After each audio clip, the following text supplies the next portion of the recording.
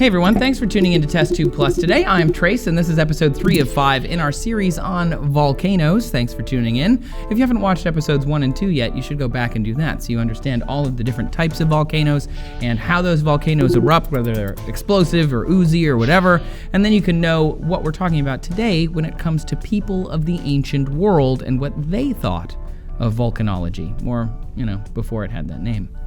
So what did ancient people think of volcanoes? I mean, they've been around since before people were around, right? I mean, volcanoes are part of the creation and formation of the Earth and how we see it today. So volcanoes have been constant in the history of animals on this planet as well as humans. So for more and more of our history, people have lived under and around volcanoes, and they've had to build relationships with these mountains. It's funny because you'd think, oh, well, if I don't live near a volcano, why would anybody want to live near a volcano? They're dangerous. It's like, why would you want to live in the path of a hurricane? That seems dangerous. Well, sometimes there are benefits to living in those areas, and living near volcanoes gives you a really good relationship with your soil, because volcanoes produce a lot of minerals. Those minerals come back down onto the ground, and in places like New Zealand and Hawaii, they have some of the best soil for farming, all because of the volcano. And ancient people would want to live places where they have some of the best soil so they could grow some of the best food. So if we have to live near them, and they're going to be destructive, and they're going to have all of this stuff, and they're going to give and take away life, that kind of sounds mythological, sort of godlike.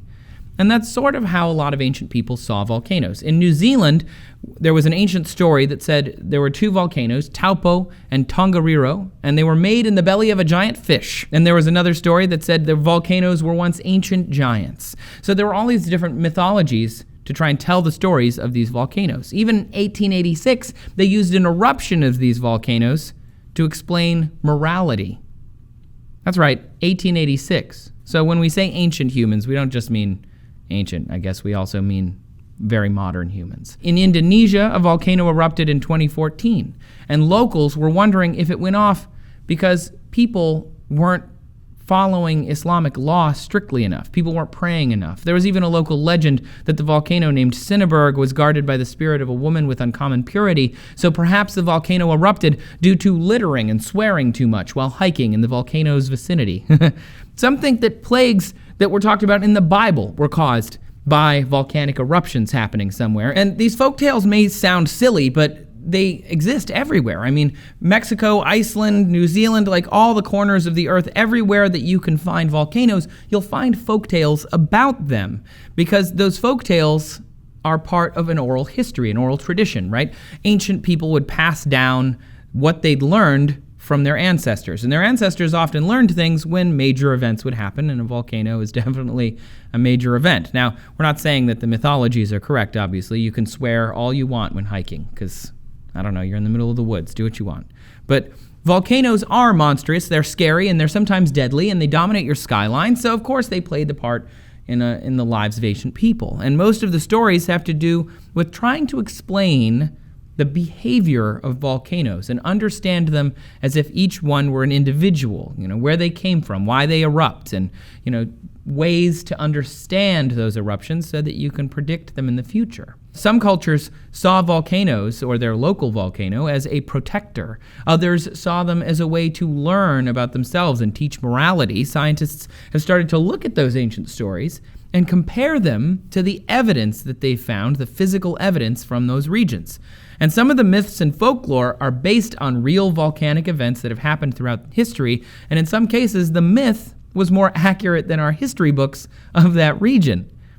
So for example, in Fiji, there's a tale of two warring volcanoes, and they had a great battle, and in its eruption, it blocked the sun, and in doing so, it disrupted the other volcano. Geologists read this mythology, or they heard it from the locals, and they dismissed it as a folklore story, because according to their evidence, the last time that volcano erupted was thousands of years before people even lived on that island in Fiji. But later on, evidence was unearthed showing that the folklore was actually correct and that the science was incorrect. There was overlap about 3,000 years ago. Humans were on that island, and that they'd passed down this story that whole time. The myths were right. History was wrong, or it needed to be rewritten at least. Because large volcanic eruptions can be massive, world-changing events, many scientists look to these myths now as sort of a piece of the volcanology puzzle. They're likely to be passed down as lessons and stories, but one volcanologist, Don Swanson, was inspired by the Hawaiian legend of Pele, a tale of a love triangle. It talked about fires and craters and rocks being flung into the air and anger. It sounds kind of like a love triangle for sure. And what happened is Swanson started connecting the dots between the story of this love triangle volcano and also the geological history of the islands of Hawaii. And the tale talked about a lover digging a hole to recover the body of a man she loved. And he thinks, this volcanologist, Don Swanson, thinks that they could be talking about an ancient volcano collapsing and becoming a caldera. Geologists had thought for a long time that there was a caldera there and that it formed in 1790, but the tale said that it had been there for many kings' reigns, so that it had been there much longer than scientists had thought. So looking into it a little deeper, eventually scientists proved that the actual history of the caldera matched up with the folklore explanation of this volcanic love triangle, which is so great. It's science kind of taking these cues from places that you wouldn't normally think science would want to go. Oral stories have been passed down to new generations on the island of Savo and have helped citizens know the warning signs of a volcanic eruption there, which, if you recall from earlier, by the way, we were just starting to understand using modern science. So myths and folklore didn't just help ancient people try to understand the world around them, they've also helped modern-day people better understand the history of our own planet and how these giant mountains of magma and lava behave. But what about modern myths, right? A lot of times, especially in the West and especially in the 20th century, there was this movie trope where you would have an active volcano and the ancient people who were likely probably Polynesians or something would put a virgin white lady up on the volcano and hope that the gods would take her as a sacrifice or whatever. You've heard about that. The question is, did something like that happen? No, it probably didn't. There's evidence that some people who lived near volcanoes did practice human sacrifice, like in Hawaii, but human sacrifice was usually done in a temple or some kind of religious ceremony somewhere, and throwing somewhere into a volcano, not that practical. Doesn't really work out that well for the people going up there to throw them in, because volcanoes are not very suitable for human habitation. You can't just walk up to a volcano. It's got deadly, noxious fumes and oppressive heat, not just like, oh, it's really hot, like hundreds of degrees, way too hot to get up there close to them. Take, for instance, a guy named George Kourounis. It's a guy, he jumped into an active volcano, he took a GoPro with him. If you see the video, he's covered in head to toe protective gear that's reflective of heat and all sorts of stuff. Plus, he took a breathing mask with him so that he could actually breathe the air. You couldn't probably walk up to a volcano and throw a white lady in it wearing, clothing that you made out of local plants and animals. It just wouldn't work as well, if it worked even at all. But let's fast forward. Past trying to explain volcanoes via giants, gods, mythology. Volcanology is the study of volcanoes, right? But it's really, really old. Mythology is one way we can use tools of the past and ancient human history to try and understand volcanoes today. But volcanologists can also look back at early volcanologists. People have been studying volcanoes since antiquity, because what else are you going to write about? If something's puffing smoke up in the air off in the distance and you can write, you'll probably write about that. The sense is that people have been trying to understand these volcanoes since history has been history. Anaxagoras was a Greek philosopher who wrote back around 500 BCE that eruptions were caused by, quote, great winds inside the earth. Close, Anaxagoras, not quite right. Pliny the Elder in 79 AD led the first scientific expedition to study an eruption in progress.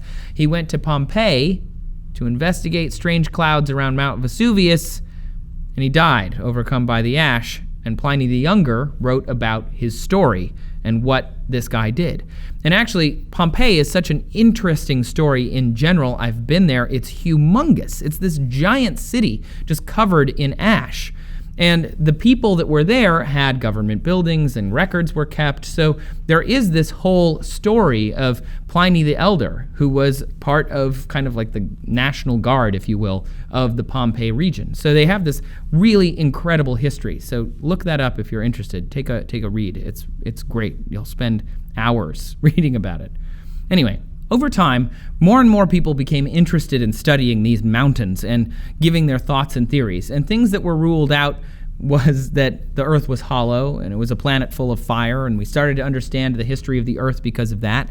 We started to understand how tectonic plates had shaped Earth's past, and we went from Pangaea into the continents we have today because that's how volcanoes start to appear, is on seams and cracks in those plates. And we also learned about the chemical makeup of the inside of the Earth via volcanic rock or basalt. And by the mid-1800s, people were talking about rocks melting beneath the Earth's surface. And that's just a hard enough concept to grasp now in the 21st century, and they were talking about it in the 19th century.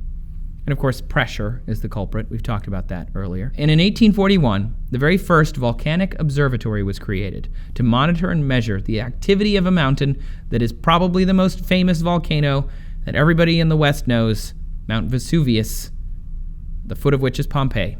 So we come right back to Pliny the Elder. So far, we've talked about what volcanoes are. We've talked about how they pop. We've talked about the volcanoes throughout history and how they've shaped the human experience from farmland to all sorts of other things. We're going to talk about that a little more. But now that we have a global understanding, it's the 21st century, we know what volcanic eruptions are like, and we've even categorized them because we've seen so many. But we now also know that a single volcanic eruption can have planet-wide consequences. If you want to know more about that, come back tomorrow for Test Tube Plus Part 4, where we learn all about the planet-wide function of volcanoes. So let us know down in the comments if you ever hiked on a volcano. Do you have a favorite volcano, one that you visited or something like that? Tell us down in the comments. I've been to one in Hawaii and one in Guatemala. They were both super, super cool. Thanks for watching Test Tube Plus, everyone. Come find us on the web. You can find us on Twitter @TestTube. You can find me @Trace Dominguez. Thanks for watching.